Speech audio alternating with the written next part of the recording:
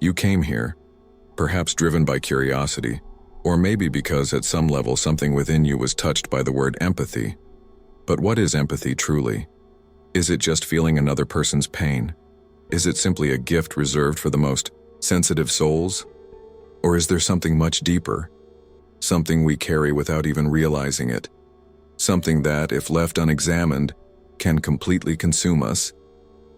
Many people believe that being empathetic is simply about stepping into someone else's shoes. And maybe on the surface that's true.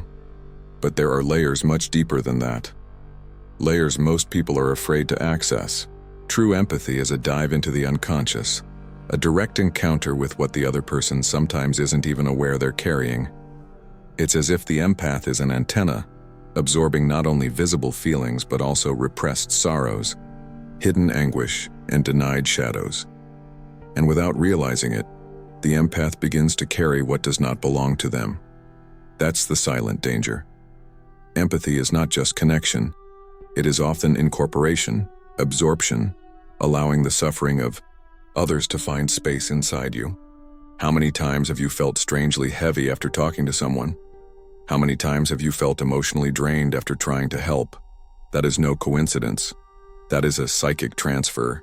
It is an unconscious movement where you become a vessel. And empty vessels will be filled with whatever they find. Carl Jung taught us that the collective unconscious is a vast field where symbols, pains, and archetypes dwell. When an empath connects with another person, they are not just dealing with that individual, but with the entire ancestral baggage that person carries. The empath is like an ancient healer who feels in their own body the pain of the land, the pain of the people, the pain of generations. But without the awareness of this, they become a host for shadows that aren't theirs. True empathy demands that you learn to separate what is yours from what belongs to the other. It requires that you learn to name what you are feeling, because what you don't name controls you, and what you ignore devours you. The unconscious empath lives in a state of blind surrender, believing they are being good when in reality, they are simply abandoning themselves. They believe they must carry the world to prove their worth, but empathy is not about carrying. It's about understanding without merging. Imagine an alchemist. He works with dangerous substances but never lets himself be contaminated by them. He transforms, but his essence remains intact. That's what a true empath must become, an emotional alchemist. Someone who can touch pain without being possessed by it. Someone who can feel deeply without losing their own shape. Someone who offers presence without dissolving their identity. Empathy without awareness is self-destruction disguised as virtue. How many people are burning out today because they're trying to save everyone around them? How many are absorbing anguish they were never called to carry? The empath must understand that their gift is not to dissolve, it is to transform. It is to hold space without allowing someone else's pain to build a home inside them. The empath must build boundaries, not as cold walls but as sacred frontiers that protect their internal territory. Carl Jung said, "One does not become enlightened by imagining figures of light, but by making the darkness conscious." The empath must make what they feel conscious. They must notice when they are being invaded. They must develop constant emotional vigilance, not to distance themselves from the world, but to approach it with greater strength, with greater clarity, with a deeper capacity to truly help without self-destruction. Being empathetic is a calling, but it is also a dangerous responsibility. If you don't learn to observe yourself, you will become a dumping ground for other people's pain. And this will slowly lead you to a state of deep exhaustion. You were not created to carry everything. You were created to be a channel of transformation, not a well of accumulation. This is where empathy separates from pity. Pity drowns. Empathy liberates. Pity makes you dive without oxygen. Empathy teaches you to swim and to offer your hand without sinking with the other. True empathy is alchemy, not surrender. It is the art of touching fire without getting burned. It is the skill of feeling intensely without getting lost in what you feel. You need to start asking yourself, is what I'm feeling truly mine, or did I let something enter me without realizing? You need to create the habit of returning to yourself, of rebuilding yourself, of strengthening the internal walls you've often torn down thinking that was goodness. But being good is not self-destruction. Being good is remaining whole while helping. It is not disfiguring yourself in the process. Empathy needs boundaries. Empathy needs awareness. And you need to learn how to protect yourself, from your unconscious tendency to give yourself away completely. Because true giving is that which transforms without losing itself. Let me invite you to reflect. Do you feel that you are carrying weights that don't belong to you? Do you feel like you are abandoning yourself to try to save those who don't always want to be saved? Start writing. Start listening to yourself. Transformation begins the moment you decide to stop unconsciously sacrificing yourself. True empathy begins when you learn to separate yourself from what you feel. Tell me in the comments. Do you feel you absorb other people's pain? Let's explore this journey together. Empathy is not just a gift, it is a double-edged sword. It can heal, but it can also destroy. It can elevate, but it can also imprison. The person who feels deeply often doesn't know where they end and where the other begins. They become like open windows, constantly allowing the winds of others to sweep through their internal house. And what happens when you leave your windows open for too long? Dust settles. Things that are not yours start to pile up. Slowly, you lose sight of your own space. The empath who does not learn to create internal order becomes emotionally flooded. They absorb everything: grief, anger, disappointment, frustration, believing that they are simply being supportive. But empathy is not supposed to be emotional fusion. You can feel what someone else feels without becoming what they are. You can stand beside them without stepping inside their emotional house. Many people confuse empathy with a total surrender of self. But to truly help someone, you must remain intact. The fragmented empath has no stability to offer. You cannot be the anchor if you are constantly drifting. You cannot offer refuge if you no longer know where your own shelter is. Carl Jung's work reminds us that individuation, the process of becoming who you truly are, is essential for psychological balance.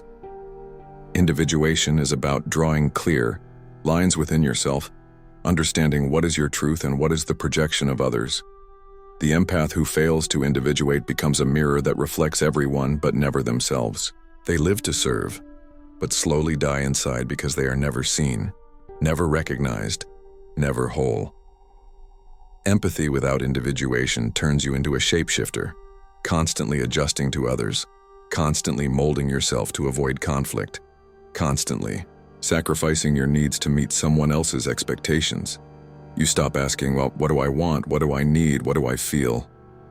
You become addicted to carrying emotional loads because somewhere along the way, you internalize the belief that you are valuable only when you are saving someone else. But that belief is a prison. You are not here to be a hero for everyone else while abandoning yourself. You are not here to be the endless reservoir for the emotional storms of the world. Your worth is not measured by how much pain you can absorb. Your worth is in your ability to remain whole while being close to pain. Learning to feel without becoming means learning to observe without collapsing. It means standing beside someone in pain and offering your presence, not your body as a battlefield, not your mind as a dumping ground. It means you can say, I see you, I feel with you, but I am not you. And this distinction is everything. You cannot heal what you've allowed to possess you. Healing requires space. It requires that you remain separate enough to see clearly. When you dissolve into the other, you lose that clarity. You can no longer tell whose pain is whose. You become trapped in a cycle of emotional entanglement, constantly reacting, constantly drained, constantly lost in a sea of feelings that may not even be yours. The empath who does not build boundaries walks through life as a sponge, absorbing and absorbing until they are so saturated they can no longer breathe. And then comes the collapse, the burnout, the emotional shutdown, the deep numbness that arrives when you can no longer carry what you've been holding. And here's the cruel irony. The people you are trying to save will not always notice you are breaking. They will continue to reach for you, to lean on you, to depend on you because you've taught them that you will always be there, always available, always ready to carry what they refuse to hold. You must unlearn this. You must teach yourself and Others that you are not an endless well. You must reclaim your own emotional space, and that starts by knowing what you are carrying. Ask yourself, whose sadness is this? Whose anger is this? Whose fear am I holding? Is this mine, or did I pick this up from someone else? Begin to separate. Begin to untangle. Begin to see where you end and where the other begins. Carl Jung spoke about the shadow, the parts of ourselves that we refuse to see, that we push into the unconscious. Sometimes when we are deeply empathetic, we attract people who project their shadows onto us. We become the carriers of what they are not ready to face. And if we are not careful, we start believing that those shadows are ours. But they are not. You must return to yourself. You must sift through what you've absorbed and gently release what does not belong to you. This is not selfishness. This is self-preservation. This is not coldness. This is clarity. This is not abandonment. This is integrity. Feeling without. Becoming also means learning to disappoint people.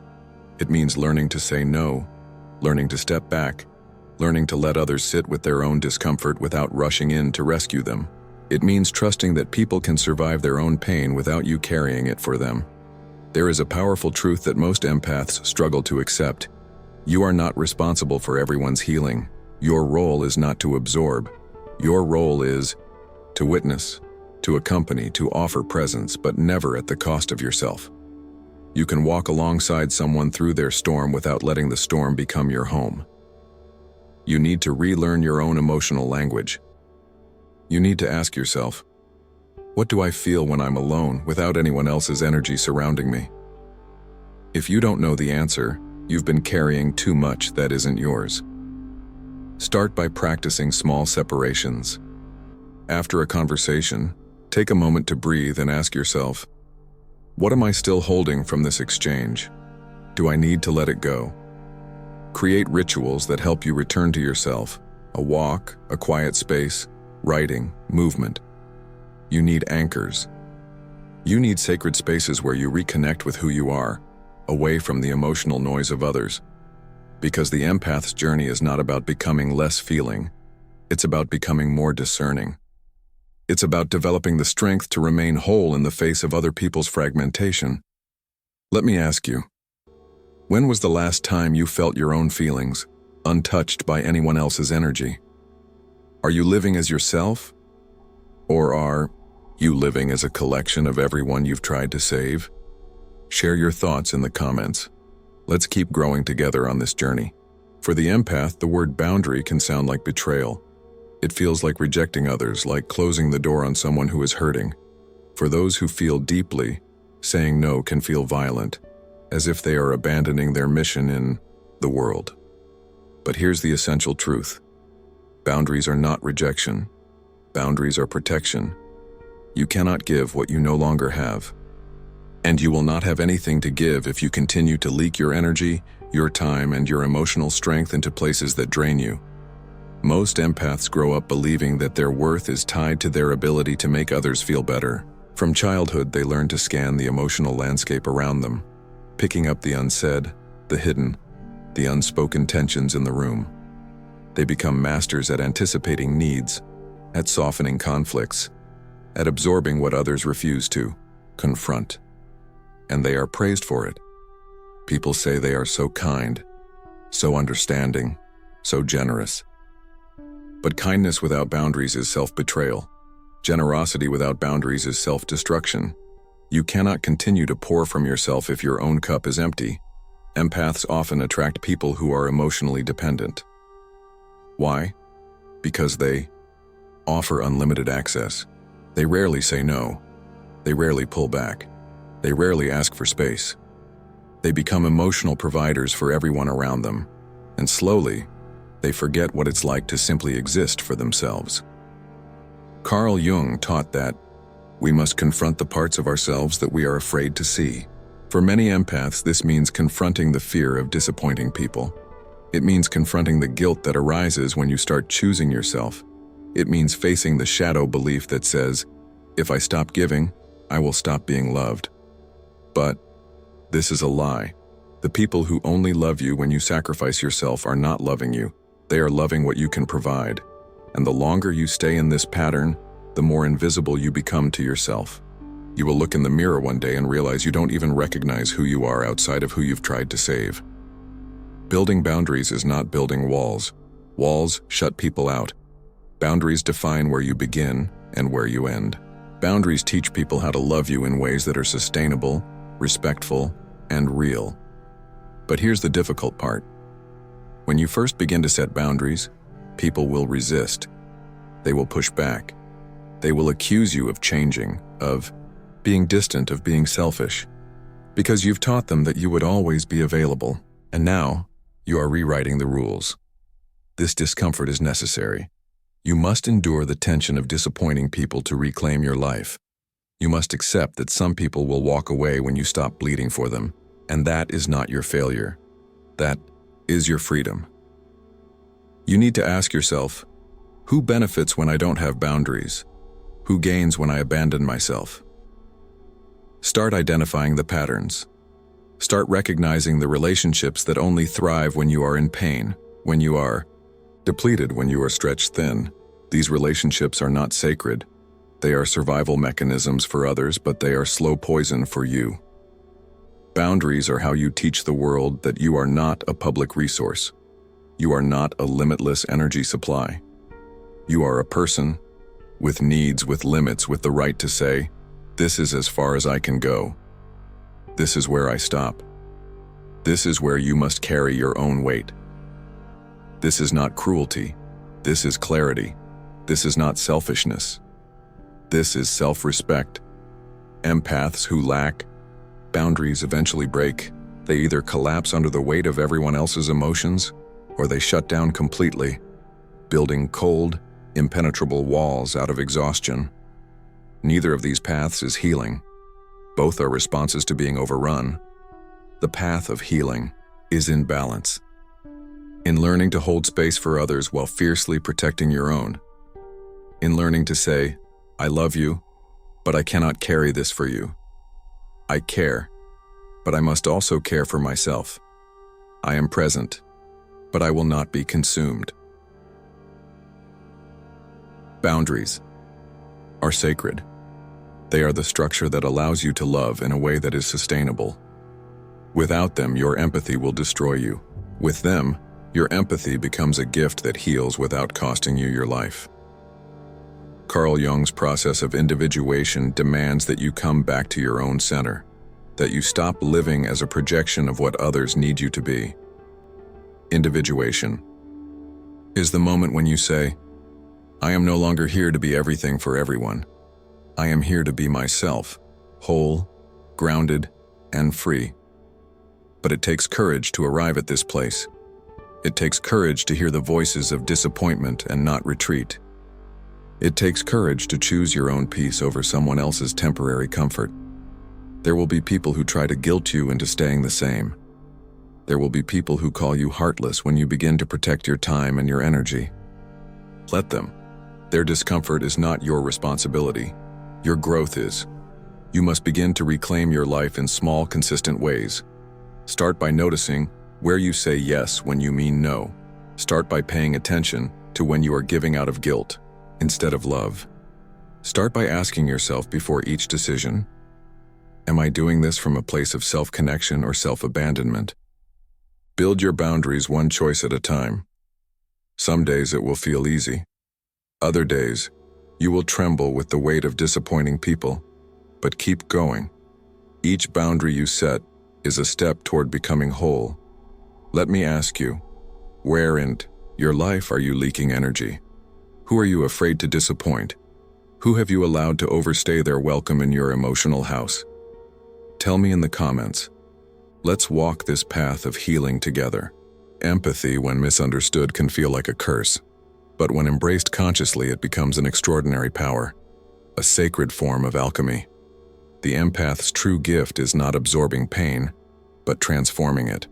Not merging with others, but witnessing them so deeply that their pain finds space to breathe, to shift, to heal. But transformation does not come from sacrificing yourself. It comes from standing firmly within yourself, rooted like a mountain, while the winds of other peoples Storms pass around you. You are not here to be swallowed by every wave. You are here to become the lighthouse, a beacon, a steady presence that does not collapse under the weight of what you see and feel. This is the final frontier of the empath's journey, learning to hold, to feel, to care, without becoming consumed. The path toward this balance is not linear. It is a daily practice. Some days you will carry too much and have to let it go. Some days you will slip into old patterns of self-abandonment and have to call yourself back home. But the difference now is awareness. You will no longer be lost in the fog of unconscious giving. You will see clearly when you begin to leak energy, when you begin to dissolve. Carl Jung taught that wholeness is not perfection. Wholeness is integration. It is the sacred work of holding all parts of yourself together, especially the parts you've been told to suppress, the parts that say no, the parts that set limits, the parts that choose rest, the parts that choose self-preservation. There is a quiet revolution that happens when you stop measuring your worth by how much you can endure, when you stop believing that the only way to be loved is to always be available, when you begin to trust that your value is intrinsic, that you do not need to prove it by bleeding for others. Empathy is not martyrdom. Empathy is the art of connection without collapse. It is the ability to touch suffering without becoming it. It is the strength to say, I see you, I feel you, but I will not disappear for you. When you begin to embody this truth, something shifts.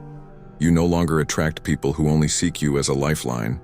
You begin to attract people who respect your edges, who understand your sacred no, who meet you where you are, not where they can use you. You become magnetic not because you are endlessly giving, but because you are solid, whole, and fully present. You offer the world the rarest gift, a person who can stand in the fire of feeling without burning away. This is the alchemy of empathy. It is not about surrendering yourself. It is about transforming pain into wisdom. It is about walking through the world with open hands and a protected heart. It is about knowing that you can care without carrying. It is about becoming the kind of presence that invites others to meet their own pain without handing it to you. And yes, it will take time to embody this fully. There will still be days when your old instincts rise up, when you want to save, when you want to absorb, when you forget your own boundaries. But each time you remember, each time you pull yourself back, you are rewriting the story you've lived for so long. You are stepping out of the role of the emotional savior and stepping into the role of the conscious mirror. You are becoming someone who offers space, not solutions. Someone who offers presence, not possession. Someone who can walk beside others without disappearing into them. The world needs people like you, but it needs you whole, not hollowed out. It needs you strong, not shattered. It needs you present, not permanently exhausted. Empathy is your gift, but it is your responsibility to wield it with care, to refine it, to protect it, to choose when and how to use it. You are not required to carry everyone. You are not required to heal everyone. You are not required to abandon yourself for anyone. You are required to honor your own soul, your own space, your own sacred ground. This is the ultimate alchemy, turning compassion into conscious action without losing yourself. Let me leave you with this final question. What would your life look like if you stopped carrying what isn't yours? Who would you become if you allowed yourself to simply be, without absorbing, without collapsing, without disappearing? Write it down. Let this be your first step toward living as an empath, who is both open and protected, compassionate and whole. Share your reflection in the comments. Let's grow through this journey together.